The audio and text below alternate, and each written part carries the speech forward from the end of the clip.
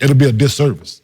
Like for him and college basketball, because it's his best thing he has going right now is hype, right? Because he's going to put body in the seats. Ultimately, it's about, like I said, the TV show, like you said, putting bodies in the seats. It doesn't get any better right now. Oh, it can get better. Right now than Zion Williamson. Better, though. I'm saying it can't. Statistically, here's a great stat. Last year, arguably, if he would have came out after his senior year in high school last year, it would have been a debate whether he would have been the number one pick or not. Right, debate. DeAndre Ayton wouldn't have been solidified because of the hype that this kid has around him. How would you handle a Greg Oden? Right, Greg Oden made the right decision. He came out after his freshman year. Now, he had to go to college. Probably would have been the #1 overall pick, right? For me, this is so much about maximizing your revenue. Greg Oden, if he comes back to Ohio State, blows up a knee sophomore, junior year, he may not even get drafted. Like I didn't say the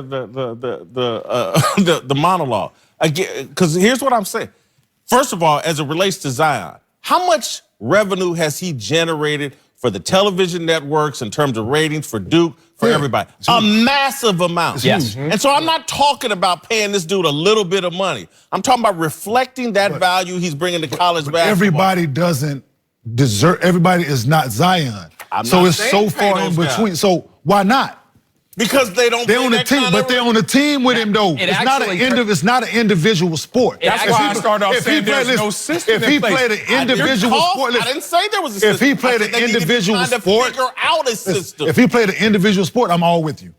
If he played an individual sport that generated that kind of attention and all that, I'm with you 1,000%. You do know, like, LeBron's making more money than the last guy on the bench for the Lakers. They're in the same league. I'm with you on that, but we're talking about a professional athlete and a college athlete. Zion Williamson is a professional athlete. He's just not being compensated for it right now. He ain't got no. And he wouldn't be compensated by a CBS deal that was done years ago. They wouldn't just say, okay, you know what? Because he wasn't factored into the deal when they did it. Show me his W-2 people.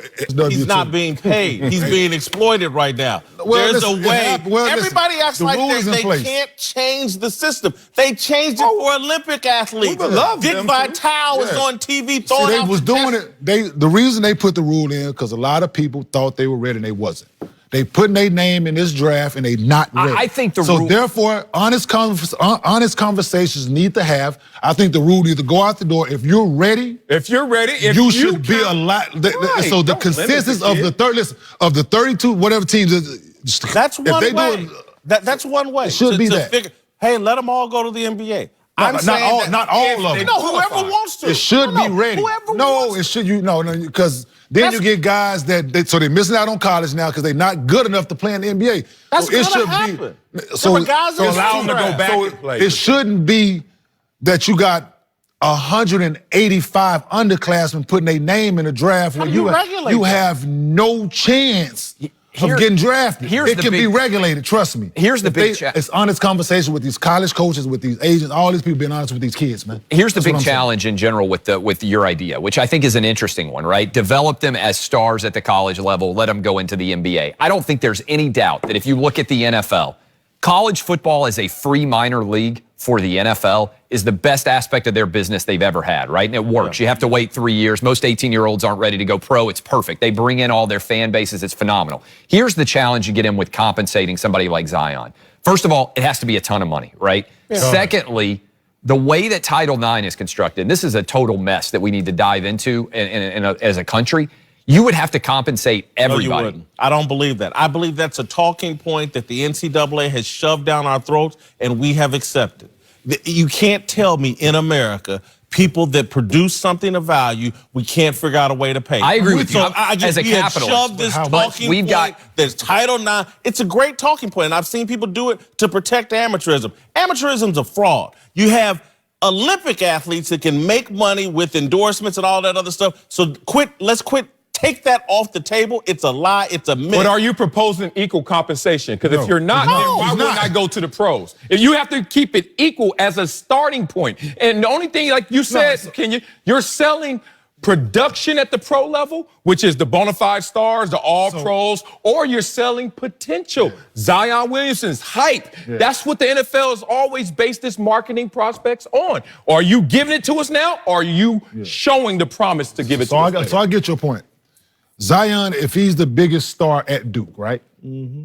Then you have R.J. Barrett, you have Cam Reddish. There's a pecking order. I get it. Yeah. So if you are paying guys of their celebrity while they're in college, I get there probably should be a gap in the first guy, the second guy. The walk-on shouldn't be getting what Zion is getting. Or anything. I get that. He should be getting the scholarship. I get that. I get that. But it's not gonna go that way. Hooters. Whatever rule, whatever they come in place, whatever system, it's not gonna be fair. Put a man on the moon. It's not gonna go that way. Oh my God! I'm just telling you, I would love to see it happen. Listen, I was on the cover of the college basketball game. I ain't seen one red cent from it. Trust me, I'm with the paying the college player. Trust me. Here is the argument for why it can make sense, right? DeAndre Ayton goes to Arizona. He comes out and he plays for the Phoenix Suns. How many Phoenix Suns games you watch this year? What'd you say? How many Phoenix Suns games you play, right? The reality is Zion, for a brand value, is infinitely more valuable going to play at Duke, where millions of people watch him, than he would be if he was playing at Phoenix on a bad Phoenix Suns team. So the way to unlock the value, I think, for your question, Jason, in a smart way, shoe companies have to be able to